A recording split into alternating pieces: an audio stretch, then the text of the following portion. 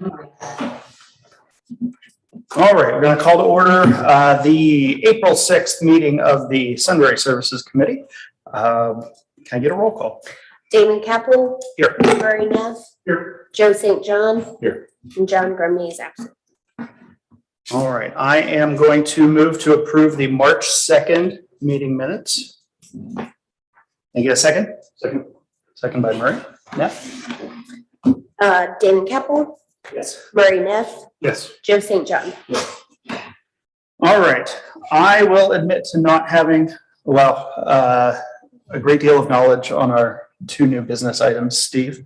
So if you could start the ARPA sewer investment options discussion. Yeah, ARPA, that's the American Rescue Plan Act.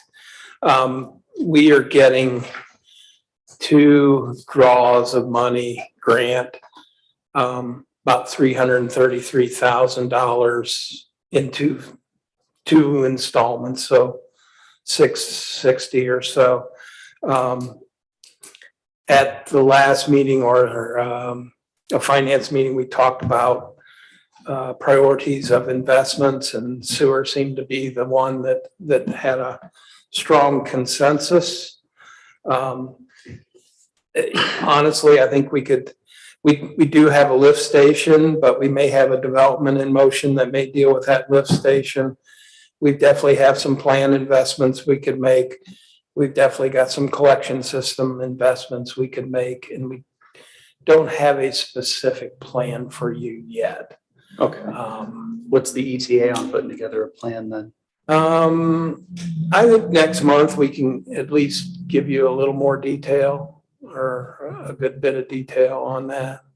Is there, maybe I'm rehashing stuff that you talked about in finance last month, but is there an expiration on it? Like, do we have to move pretty quick on it? We've got It's a few years. 2024 at least, yeah. Okay. So One thing, I don't want to get really specific on this, but Murray and I met with the BIA earlier today, and we had a really good meeting. And one of the things we talked about was our wastewater treatment plant plans and improvement and capacity, and how we were looking at this before the Intel announcement. And it's something that's, we're proud that we're staying in front of the development. We talked a lot about like putting the infrastructure in that we think will bring the right type of growth. And I don't want to dictate how this plan looks, but I would really like to look at expansion, and with the thought of potentially capturing, those costs back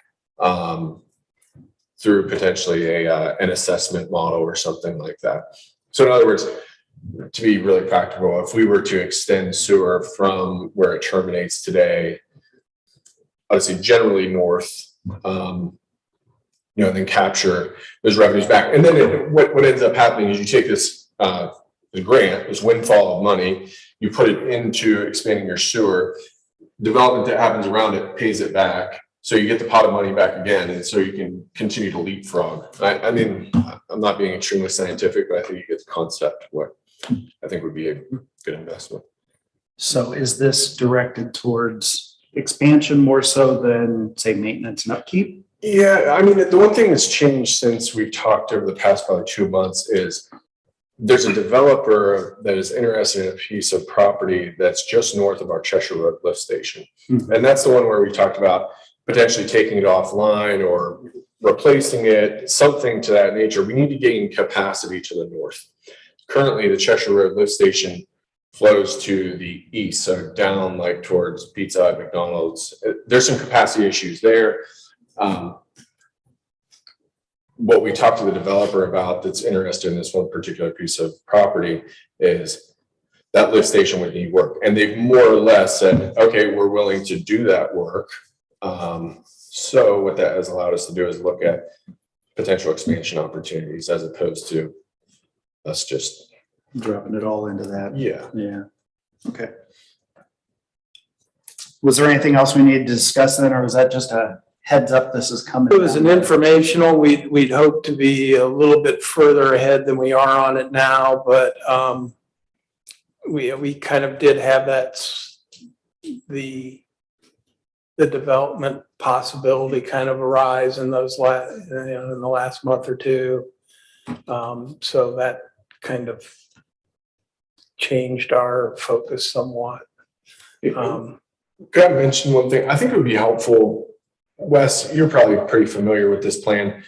Dave Parkinson had presented a plan, I'm sure you're aware of it, probably 3 years ago at this point. I think it was actually titled Sewer Draft with Exhibits or something to that nature. And it had a really nice map, a PDF map of where our current sewer lines are, where our lift stations are, and potential, where if we wanted to expand sewer to the west, where would there need to be another lift station? And I would still say they're just lines on a page, as Dave used to say, but it's also a good reference point to look at. I have that exhibit, but it'd probably be a good idea for us to just pull it out and do a 10-minute overview of where our network is and where we see development going in the future.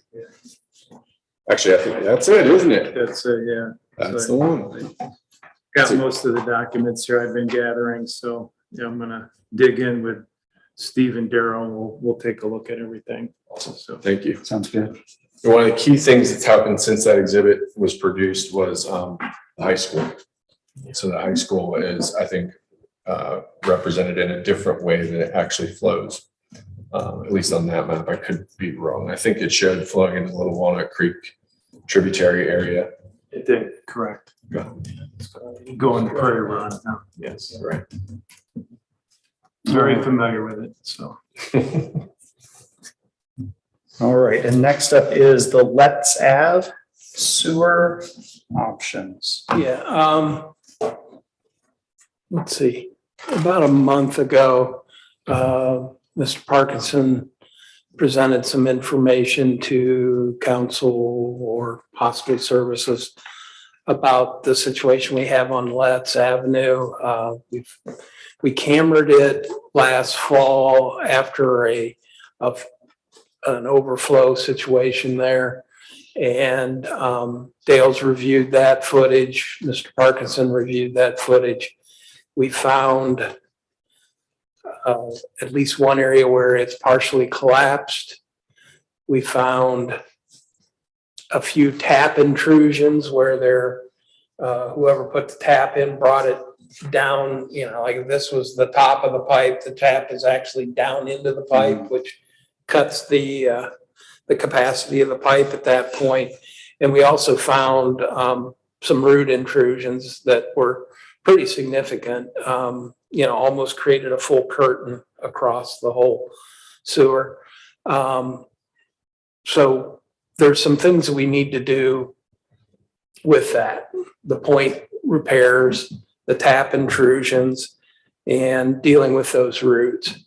The next step would be the potential for lining that sewer, and that's where the costs kind of really jump up. And so internally, we've talked about, and I'll pass it on to Mr. Hall, to, should we take an approach of doing the initial things that we're going to have to do anyways for the sewer lining, and then see if that addresses the problem significantly, or if we're going to have to go to the level of lining it, because what's a few tens of thousands of dollars repair becomes a few hundreds of thousands of dollars repair. So what was the second thing you just said? if we line it, the price goes up significantly. So I don't know if you want to. Sure, I can expand on that. there. Has everybody seen that initial estimate that Dave Parkinson had done? The total estimate? I've seen it. If you want to use round numbers, just a different Yeah, sure, comparison, it's like 250 grand-ish. About 200, he had 233, so 230, we'll say. And I agree with Steve. Just let's take a phased approach on this, and a couple steps. Let's cut that protruding tap out, which is blocking about a third of the pipe, and remove those roots. And there is a collapsed section where the top piece of the pipe kind of looks like that. So it's cracked at the crown of the pipe. that's a point repair that needs to be done. So those three things I would think would be well under 50,000. We can just go ahead and get a couple informal quotes from some contractors to take care of those three. Then probably Fee Corp, who did the sewer televising and cleaning late last fall, needs to probably, they mentioned in there was some additional cleaning needed, so we could clean that and then re-televise it and take a hard look at if there's any structural cracking that would require a liner. Dave indicated there was quite a bit of cracking on the pipe. Just taking a second look at that to make sure that liner is needed. It would be best if you could, but it might be something that you could potentially wait on too. So we could take a second look at that as well. So kind of a phased approach. There's a couple things there. Another, I won't say concern, but there's an upstream area there in the gardens that has quite a bit of infiltration. That's an 8-inch pipe on lets. I just want to be sure from a size standpoint that we didn't need eventually to stop that flooding from occurring during a heavy rain event, either to solve the I&I problem in the gardens area or upsize that pipe. So I wouldn't want to put a liner on that at an 8 if we need a 10 or 12 in there eventually. So just to kind of flush that out before we spend any major amount of money. So my thoughts. I heard your pun in there. Did you say we got to flush it out? So, Sorry, Daryl. so it sounds like the prudent move is to do the minor repairs, but in a worst case scenario, we might have to do everything and just be out that money we spent on the minor repairs. Am I? Well, Yours we'll need to do the minor. They're needed repairs regardless before we can right away? line it. Okay. Correct. But I got that's it. also a good point. We need to look at the gardens and the infiltration there and do some investigation upstream. So step 1, point repair. Step 2, Fecor or another company to come in, clean it out, re-camera, really investigate. Because the camera, I saw the footage too. It was really difficult. It's always difficult to see, but it'd be better if we had some of that junk cleared out, so you could see it. The pipes collapsing, and then the capacity analysis. To make sure that, hey, if there is cracking, we don't want to line it if we're going to have to put in a larger pipe. Now, we don't want to cause any cost duplication, right? Right. I like the bite-size approach, or like the sequence of events that you've laid out. Yes. Upstream concern with the gardens, but even Dale indicated in some correspondence and talking with Dave Parkinson that last manhole, I think it was manhole 6 at the top of the hill by Dave and Tommy's, where it goes down the hill right there, was indicated that was surcharging as well, which is surprising because that's where the sewer starts to drop off quite a bit. So I'm not sure what's going on there, but we may need to run the camera down that sewer towards Columbus just to find out what's going on there. Gotcha. So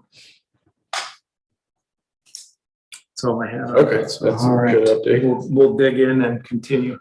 All right. Do you need any approval from us to authorize at least the first phase of this, or do you need council to do it? I mean, Once we get some informal bids, maybe, right? Is that how you? We might hit a point where I can't sign that PO, or possibly you might not be able to, but yeah, let us get a little further down the line, but. okey-doke. Is it, what's our critical time frame look like? I mean, we're probably going to get more heavy rains through the springtime. So probably going to flood a couple more times before we're able to get in and fix it. If we're showing we're working on it, I mean, that's, which is what we're doing, then, I mean. Oh, I'm not nitpicking. What's that? I'm not nitpicking. No, I'm saying like from a risk perspective, or like explaining to the residents what we're doing. We can't control the rain, but now that we have the information, we've got a plan laid out. You guys are going to follow it over the next 30 days or so. And hopefully we can get some point repairs and the camera footage back maybe in 30 to 45 days or something. Does that sound about right? I would think so. If we fast track everything? Yeah, and that last rain event was fairly extreme. Was. So hopefully won't see that for another 5 years. Yeah. Right. So, All right, on to old business. I noticed that the order of old business has changed since the last version. Are Yeah. they in order of importance? Is that the order we want to I stick wanted to with? make sure that we definitely got. I was through gonna the say street 2022 program. street program sounded like it was Yeah, a That big was- one. that was So me. Oh, did anybody hear from John Grumney? I did not. Okay, I was gonna text him, just make sure everything's all I'm right. afraid I don't have his number in my phone. Okay. I'll leave one here for you. Thank you. He showed up on Monday. I thought it was You want long extra, day we can earlier keep this it. week.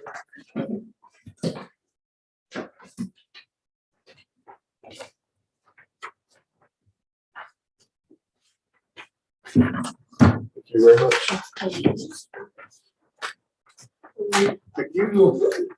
We used to be able to keep the village on a decent sized sheet of paper, but now because of the length of the extension there, it makes the older section of the village look a little smaller. So, but this indicates the streets that were decided previously for the 2022 street program, which is Kittner Parkway, excluding Stelter Court. They're just the Kittner Parkway piece, a few of the roadways at the cemetery, and then a section of South Columbus.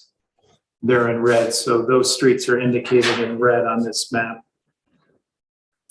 We took a look at the costs for that, and it's the scope is basically a mill and fill. There'll be a 3-inch pavement planing, which is called a mill. And then we'll replace that with a 1.75 inches of an intermediate course and 1.25 inches of surface course. So mill off 3 inches, tack it, put back 3 inches is essentially the scope. For the street areas, the cemeteries were a little bit different. I think that was just the 1.25 inches there and not the 1.75 on the cemeteries. So that cost is $410,000, and then we've subtracted off less what's available to contribute from the cemetery would bring us to $388,000 for round numbers. So I think that kind of hits your mark. I think it was 380 was the budgetary number. So again, it's a pre-bid estimate. We'll bid numbers right now with the construction environment make everybody nervous. So these we have a fairly escalated unit price in here. So we're keeping our fingers crossed on the bid environment. And it is a relatively small project as far as paving goes. So contractors are busy. So we'll try to contact at least a dozen contractors that we typically deal with to make sure that they're aware of it. And we're essentially ready to get this advertised. We could have this advertised and ready to go in the next week or so. The cemetery, can we use cemetery funds? For That's what we do. Yeah, we've got We a are doing that? foundational grant. We have a driven fund that we spend out of each year. Okay. And we have to substantiate all the money that we spend for that, or it has to be for maintenance and beautification of cemetery. We substantiate that each year and send them receipts and get reimbursed. Great. Awesome. And the second question is, Wes, it's been a while since I really looked at the components, so I'm glad you went into, what the fill is and, the different levels. Do we do fabric? We have in the past. This is a little bit thicker mill and fill. And that was gonna be one of my, I was gonna check into that. We have done that. It gets a little bit more expensive. It's You get quite a bit more around life out of $4 it. to $5 a square yard. One thing I was gonna look at, and it would probably bring the cost up, but we could bring the asphalt section down slightly, is instead of a fabric, after you tack it, you can put a chip seal down. So the chip seal acts like an interlayer like a fabric does. So your mill base there, when that starts to move, it kind of deflects that energy so it doesn't, that reflective crack doesn't come up through. So that chip seal acts like a kind of a layer of marbles, if you will. That's the Right. way I like to explain it. And that's the way that when you paved the brick street back in the day, you would always do a double chip seal on it and then put asphalt on top of it. Because that brick's going to move and it keeps that reflective crack from coming up through. 3 inches is a pretty heavy duty mill and fill. So that's more than just, do an 1.5 mill, tack it, and then put an 1.5 back. That's a thinner. This is a pretty heavy duty. So that 3 inches alone is going to help prevent that reflective crack from coming through. So yeah, we can weigh that out a little bit, and if to keep the cost in check, we could potentially bring down do an inch surface and maybe an 1.5 below that with a chip seal. So I'm going to weigh some of those factors out. And the fabric would get a bit more expensive just because of the cost. So. Does ODOT use fabric on things like State Route They 3? don't, no. What about on the highways? They don't use much don't do it. fabric at all. The Okay. county uses chip seal, and they won't even use fabric because it's Okay. a fairly expensive. It's good on a local street. I think it's good on a local street. You tend to use that more where you have a thinner mill and fill. Okay. So you go to a 3-inch section on that. That's a pretty thick section there, so that's going to stop it. So. And again, it depends how solid the base is. If the base on the street is solid and it's not really moving too much and it's not a heavy truck route or anything, then that weighs into it. Here's turning into a heavy truck route. I mean, the Overfields factory is still pretty, on fire. I mean, in terms of like trucks in and out, if I'm not mistaken. I know that, the bus traffic alone is pretty significant.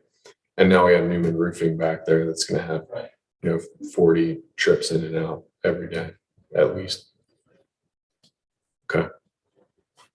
All right, we trust you, Wes. Okay, Yeah. we'll figure it out. Good man. Thank you. All right. So are we pretty close? Do you need anything from us? We've already authorized an expense amount. Yeah, I think you authorized the expense. I think you've authorized the going to bid. I think we Yeah, I have. thought we did that last Yeah. meeting. We're ready to roll. Yeah.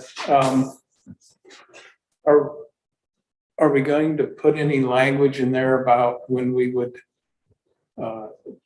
like to have the paving delivered? There's been discussion with Mr. Parkinson that we wanted to, if at all possible, get it done before school.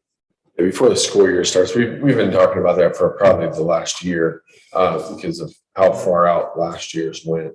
Yes, we can check so by the beginning of August, you'd like to have that done. Yeah, August 15th at the latest, I suppose.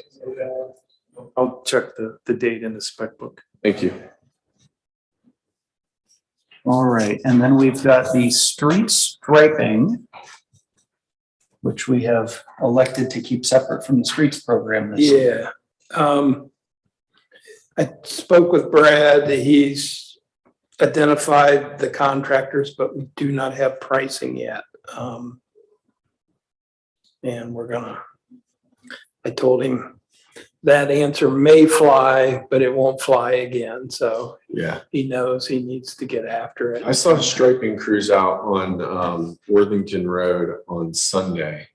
And it was a 2-man crew in a large pickup truck. I don't mean like an F-550, like an F-250 with a tank on the back. One guy's driving, the other guy's Got a wand. got a wand. And I'm like, okay, we need to figure out who these guys are because I think it was a county road, if I'm not mistaken, but people were doing it. Okay, yep. And it's pretty much the same answer on street sweeping. The crack sealing, at one point, Mr. Hall, you talked about introducing us to Ohio Pavement Preservation or somebody that you knew over. American Pavements. American Plain Pavements. City, yes. Yeah, so we would like to get that done. Okay. And Brad's been kind of doing some measurement on that too, so we'll have an idea. I saw on, is it Heartland Meadows, the one right on General Rosecrans? Is that the street there? Mm-hmm. Okay. We've done, at some point, there's been crack sealing done on that street. I was looking for it the other day, like throughout, my drives around town, and I noticed there, I'm like, I wonder when we did that, who we used, was Brad involved or whatever. But we've done it, it was not Okay. year over year. So in the case of both the crack sealing and the striping, we're ready to send them out for bid. Yeah, we will be there. I mentioned to Brad today, I've noticed on, now that the state routes are our maintenance issue, there's a pretty good 1/2 inch crack on 36, 37, right in the, running along the center line. Must have been probably between 2 lifts that they did, so. Granville's starting to do that too, in between UDF and here. Yeah, that's. There's the like other one crack that's just, over this winter, it's probably tripled in size. It's gotta be at least a couple inches wide now.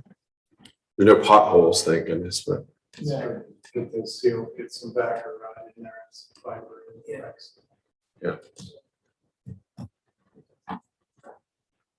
good deal. Right, everybody's favorite topic, robotics. Yeah, I was looking forward to that one. Yeah, I wish I had more of an update. No we video? They have produced the map. And actually it's usable and it's got some good information in it. The only problem is that there is a north section of town that was connected into the route that was the cemetery. And they kept rejecting that route because I think in the cemetery, there's times where you have to maneuver or you have to back up, and the AI just didn't like it. So what I asked them was, can we rerun the route without the cemetery? And they have agreed to that. So we will rerun the route here, and now that the weather's getting better. But So will it not close the whole program, like so we can get the results without that route in there? yeah, I can give you the results without the route, sure. And I'll send that out tomorrow. Let me put that on the big list. Thank you. I'd love to be able to compare that to our pavement condition report that we did a couple of years ago. Just to see generally, like, are they close? Are some roads deteriorating faster than others? They had as I recollected, it was kind of a green, yellow, red type of Okay. a heat map, Yeah. more or less. And the heat was over there on Walnut where it Sure. hit exactly where it's like, yeah, that's the street. So, Oh, that's good. so it did pick that up, but I'll, Probably the gyrometer on the phone is probably going crazy when it's hitting the potholes. I will Alert. email that link. I think it's a link, but I'll get that. Does it work on the brick streets too? I never thought to ask that the last time. It must have taken something off of them, and they weren't. Didn't show bad There on. might have been yellows. There might have been a yellow there, but it wasn't like the worst of the worst. Maybe the AI is smart enough to know what brick is. Yeah.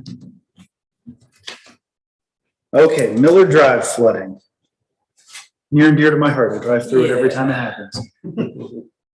Well, I've looked at it, Mr. Parks has looked at it and said, this is an odd situation. Based upon what the mapping was that the soil and water folks did for us, it almost looks like it's a diamond shaped circular kind of situation there. And Closed loop? Yeah, a closed loop. We cannot find a way or where it exits those couple, there's like catch basin. They're interconnected almost like in a diamond, but there's no pipe leading out of them.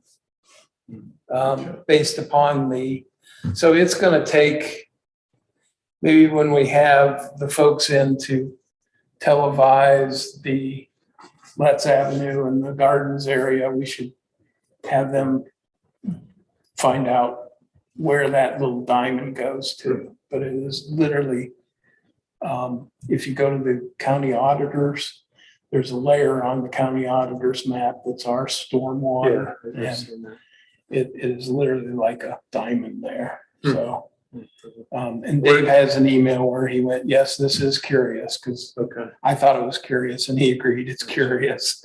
But it doesn't seem to drain very well in large rains. How long has that been flooding? That's flooded every year I've lived here, I think, which is going back to 2014. Yeah, I don't know. I wanted to say, here's the rumor on the street, is that when the apartments came in, it began. There used to be like almost a wetland, not technically a wetland, but in the middle of where the apartments were, there was a low spot that was a mini. Yeah. Surface. Yeah. Because they actually do have a path swale that leads to their one pond. Because I talked with the senior apartments, they were having some issues with it and they got it fixed. But I don't know how much of that it's intercepting, not enough to keep it from flooding. But yeah, that's a hanging chad.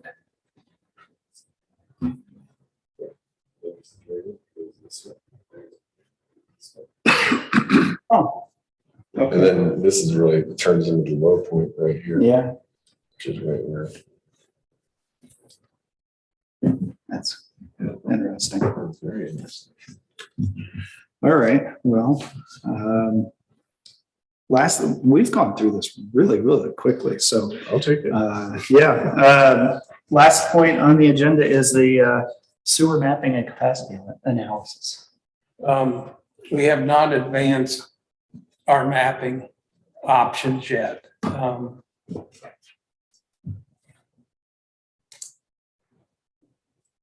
Maybe a good idea that after we do, I'll say the next review, like at our next services meeting, if we can do the review of, here's our network, use it as an education opportunity.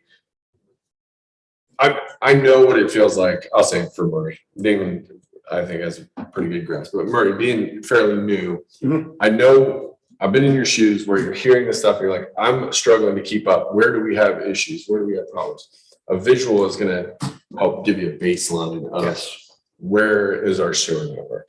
And that doesn't have to be really scientific. We've got that pretty well drawn up. But I think I'll say the GIS capacity analysis is like a phase 2 of that. You know, now we have a baseline where we are. Here's where growth patterns are taking us. Here's where we have I&I issues, which is infiltration. I remember when people said I&I, I was like, I don't know what that means. So, you know, water leaking into the pipes or sewage leaking out, worst case scenario.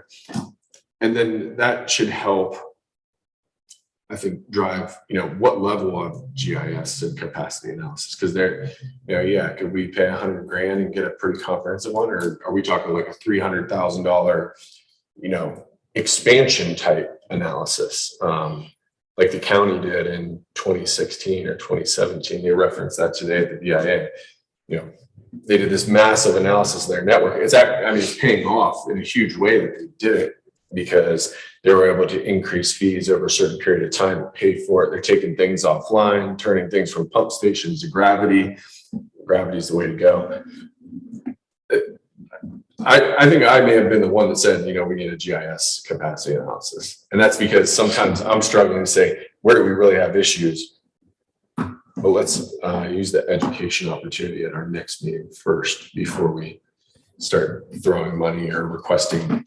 We've got 2 or 3 RFQs and RFPs out right now for other things that probably take priority. And this one will be a pretty big one, I think. I have some thoughts on it. Yeah. I talked with our GIS group and our mapping group a little bit. We can talk now or wait. We have time. Yeah, can we? Yeah, so my first question, like we have the sanitary sewer, let's just separate storm sewer from sanitary sewer. So the sanitary sewer system's drawn up in AutoCAD already. It was an old Floyd Brown AutoCAD file. We acquired Floyd Brown. We've been updating that map over time. I asked our GIS group if we could just take that CAD file and simply put it in on top of a aerial and make a quick ArcGIS online type file. The file isn't geometrically correct. So when you overlay that actually on the aerial view, correct, it's called an orthophoto. It doesn't line up with the street, so it's not geometrically correct. Because that's the quickest way just to get. Now it's not going to be, within a foot. It's going to be close, just for the purposes of quote like a GIS type map. That's So- okay. I think that's close So enough. we, and they call it rubber sheeting where they can kind of stretch the file a little bit. They've looked at that and there's problems doing that. So but I want to dig into that a little bit further just to see why we can't simply take the CAD file and overlay that into a GIS program. So let me investigate that a little bit more. The second opportunity or the second, is to actually send out a survey crew and locate all your manholes. That gets time, expense.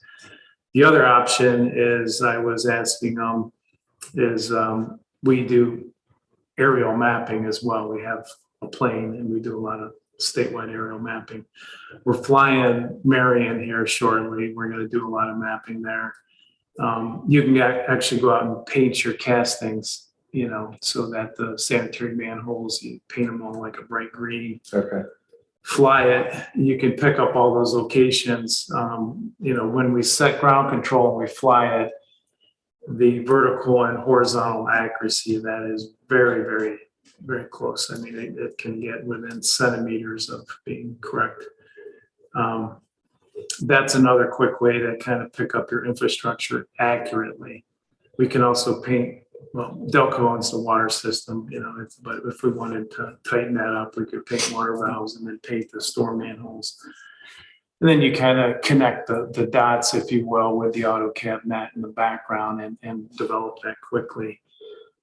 Again, it depends on the level of accuracy that you're looking for. If we just, I'll say, rubber sheet that AutoCAD file within a GIS program or ArcGIS program, you can get what you're looking for is just, development and sewer location. We're not looking to design something off this map. It's more of a pictorial, like the county GIS system. Right.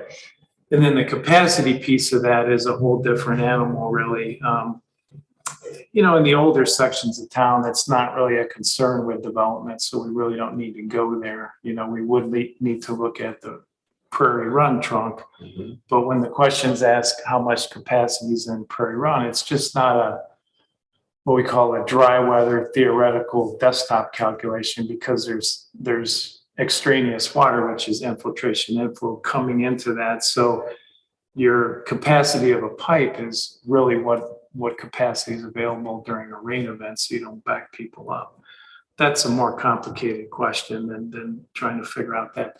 The going west towards the interchange, we've already built Excel models for the little Walnut Creek interceptor, and we understand, that capacity with what development it can take on. So we have those answers. So I would kind of lean towards some low-cost mapping right now. And then we have the capacity understanding where needed when development has interest to speak to that. And then eventually, we do full blown, it's called a swim model for capacity. We can put meters in the system, and we own Basically like a float or of some sort. Is that generally, when you say meters? Yeah, so we have about 200 flow meters. Right. And what they are is we call it a mouse. It sits in the bottom of the sewer and it measures the area, which is the depth of flow and the velocity. So once you know the flow area and the velocity, you can determine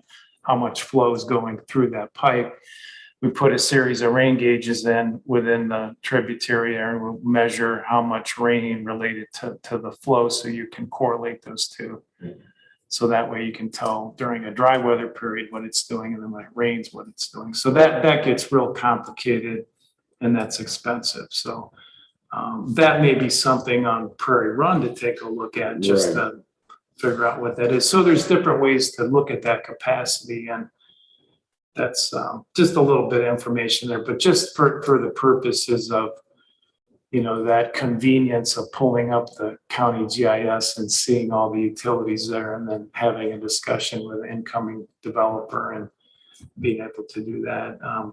What we could do too is take the county GIS system, and I'll just use the term, you know, X-reference that into our own GIS system and build in a sanitary layer within our own GIS system. And it automatically imports the county GIS's background. So anytime the county updates a parcel line, a sewer, a new owner, it's automatically X-referenced into, if we were to build that, it would be pretty simple to do. So that way you kind of keep the live county information, and that's pretty. Delaware County has one of the best GIS systems around. It's a very good GIS system. It's got a lot of layers in there, a lot of information. So you could take the advantage of that and then just build on some additional layers, whether it's sanitary sewer, signs, parks. You can put all kind of information in there, you know. So there's ways to start that process, and we do a lot of that work, so we can talk more about, but just a low cost option on sewer mapping. I was trying to think of ways to meet the intent, what you might be thinking about there. Yeah, I'd love to get pricing, or even if you and Steve want to work on either of the two options, you know, take the old flood ground drawings and stretch and things like that. If that's not feasible, let's just do the plane, because that's not going to be extraordinarily expensive, in my opinion. Now we're flying Marion for $45,000 for the whole city, but that's And they're like 5 times bigger than this. much bigger. And you know, and I can speak to the advantages of that data. You know, you get a much higher resolution orthophoto. The vertical Virtually accuracy real time. on topo Right. is within centimeters vertically for accuracy. And that comes into play just on the sewer. One thing with the sewer planning on these maps that hasn't been really investigated deep is the vertical piece of that, you know, looking at the topography with the sewer invert. Yeah, can you hit a little bit on like why that's really important? For example, if it's a 40-foot deep, 36-inch sewer, what that means? So when, you know, the most cost-effective way to provide sewer service is not to pump it, to have gravity sewers. So you got to put a certain slope on that sewer, and you got to have it at a certain depth to provide service. So you want to do your sewer network to take advantage of the topography from a gravity standpoint, limit the number of pump stations. Generally, this is a pretty flat area, so you know you're going to have lift stations or pump stations, but you want to try to look at that the best you can without getting overly deep. So your maximum depth on a gravity sewer, once you start to get above 30, 35 feet, that's a pretty deep trench. I just thought of an area where, okay, you guys, homework assignment, go out to North Star soon. They're building new houses just right across from their clubhouse, and they have a trench dug right now for sewer that's probably 20 feet. And like when I drove by it, I just thought like, okay, that's very expensive what they're doing. I mean, the amount of gravel and backfill and how deep it is that they're running right now. And we've talked before about a 40-foot deep gravity sewer. And I'm always like, why is that so expensive? But until you kind of see it, and you see the trench is, you know, 12 feet wide or whatever it is, and there's 20 pieces of equipment that are all digging at the same time, you start seeing the price tag.